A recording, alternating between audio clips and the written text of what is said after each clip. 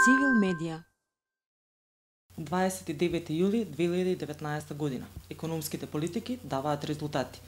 Нов инвестициски циклус од 5 милиарди евра најави премиерот Зоран Заев на денешната пресконференција заедно со министерот за економија Кришник Бектиши при презентација на резултатите од најновата ревизија на Светската трговска организација. Создадовме реална силна економија. Направивме се за да ја отргнеме економијата од политиката.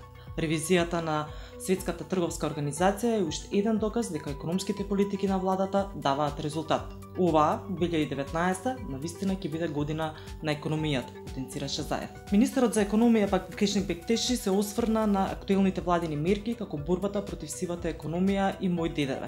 Одговарајќи на новинарско прашање, Бектиши рече дека до крајот на годинава очекува земјава да биде дел од спогодбата за јавни набавки со Светската трговска организација. А кога сме кај јавните набавки и транспарентноста, половина од општините не објавуваат редовно информации за јавните набавки. Само една од 5 општини, поточно нецели 20%, на своите интернет страници тековно ги објавуваат огласите за јавни набавки, покажа прегледот што новинската агенција Мета МК деновиве го направи на страниците на 80 општини и град Скопје. Скоро половина од општините или 48% немаат објавено никакви податоци за јавни набавки или постоечките им се застарени. Предвремени избори. Донесувањето на законот за јавно обвинителство не треба да се условува со предвремени избори, изјави денеска на пресконференција премиерот Зоран Заев. Ние не сме за предвремени избори. Решение треба да се изнајде, но не со предвремени избори.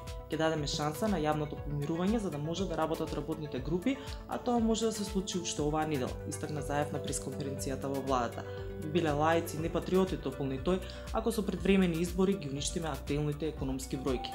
Заев не сакаше да одговори на новинарското прашање во врска со информациите дека Катица Јанова наводно побарала форензичко бришење на потатоците во СЈО и упати одговор на ова да се побара кај надлежните органи, воедно ги охрабри институциите да продолжат со истрагата. Утврдени кандидатските листи за членови на советите на АВМУ и на МРТ.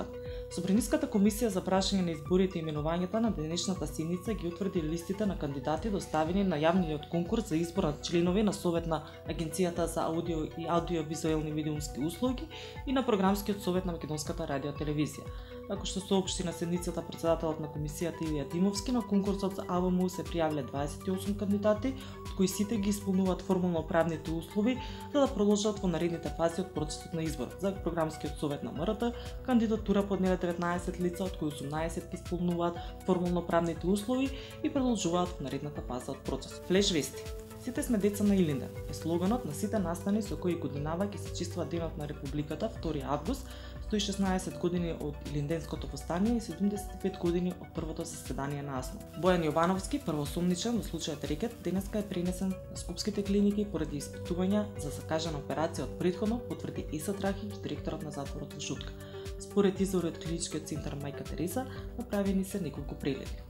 Пренајдени 79 мигранти во камион кај Епилија, а сопственикот на возилото лишен од слобода. Власти и опозицијата денеска конечно ќе се сретнат да разговараат за новиот закон за јавно обвинителство и за пописот. Ставовите на двете страни досега беа диаметрално спротивни, па со внимание се чека исходот од новите средби, имајќи предвид од исклучително важно е и опозицијата да учествува во донесувањето на законите.